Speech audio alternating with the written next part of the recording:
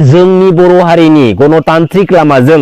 सेपारेटिस्ट बड'लेण्डखौ सोमावसारनायनि गोथार बिखायाव गसंनानै जेब्ला प्रमद बर' बिथाङा आं CMEM मन्त्रि मिनिस्टार जानो थाखाय सोमावसाराखै जेब्ला समसिमहालागै सेपारेटिस्ट बड'लेण्ड जाया अब्ला समसिमहालागै सोमावसारलांबाय थागोन आरो जाय सानखालि सेपारेटिस्ट बड'लेण्डआ जागोन बै सानखालिसो आंनि डायरिया फुल स्टप जागोन होननानै प्रमद बर' बिथाङा समायखिरा लाबोदोंमोन गेदेर गेदेर हारि सेन्टिमेन्टेल बाथ्रा बुंनानै समायखिरा लाबोदोंमोन आरो बे प्रमद बर' बिथाङानो थांनाय 2027 जानुवारि बिटिआर एग्रिमेन्टनि गेजेरजों जोंनि बे बिटिसि काउन्सिल पलिटिकेल सिस्टेमाव एन्ट्रि मारि फैदों। बिटिआर एग्रिमेन्टनि उनावहाय बिटिआर एग्रिमेन्टनि गेजेरजों लानानै फैनाय माखासे दफाफोरा क्लजफोरा थिनानै दोननाय समनि गेजेराव आखरे आखरे जुदि पालन खालामजायाब्ला मावफुंजायाब्ला आसाम स्टेटनि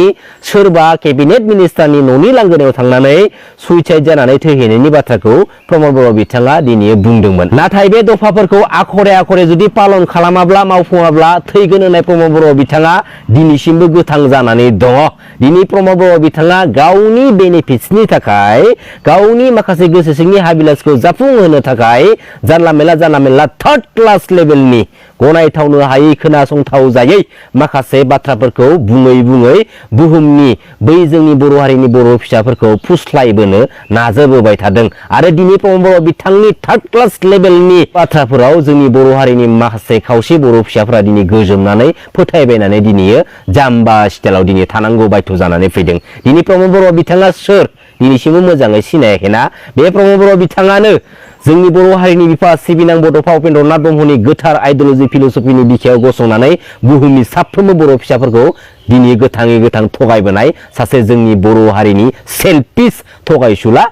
लिडार बा दैदेनगिरि। प्रमद बर' बिथाङा पलिटिकेल सिस्टेमाव एन्ट्रि मारि फैनाय लोगो लोगोनो बर' हारिनि मैगं फाननानै जाग्रा बर' फिसाफोरखौ लानानै पलिटिकेलनि डायलग मारिनाय हाग्रानिफ्राय दंफां गोरान दाननानै लायग्रा बर' फिसाफोरखौ लानानै पलिटिकेलि डायलग मारिनाय आरो जोंनि बर' हारिनि बिखायाव थानाय माखासे जोंनि बर' हारिनिनो गोरिब गुन्द्रा बर' सुबुंफोरखौ लानानै पलिटिकेल डायलग मारिनाया दिनैसिमबो जोबनो थांलिया आरो दिनै बे प्रमद बर' बिथाङानो गावनि दैदेननाय UPPL पार्टीनि माखासे मेम्बार्सफोरखौ माखासे वर्कार्सफोरखौ दिनै गोजोन होनानै दोननो रोङाखै जेराव दिनै प्रमद बर' बिथांनि माखासे सापर्टार्सफोरा वर्कार्सफोरा दिनै गावजों गावनि गेजेरावनो बुलायलायनाय थैलायलायनो नागिरनाय माखासे गाज्रि थाखोनि थार्ड क्लास लेभेलनि नुथायखौ जों दिनै नुनो मोनगासिनो दङ। दिनै बिटिसिआव जेसेबांखिनि बर' फिसाफोर दङ आरो बै बर' फिसाफोरा गावबा गावनि नैबे मोनसे बेसेन गोसा भटनि पावारजों प्रमद बर' बिथांमोन बायदि माखासे साब्रै साबासो लुबैसुला आखुनि लिडारफोरखौ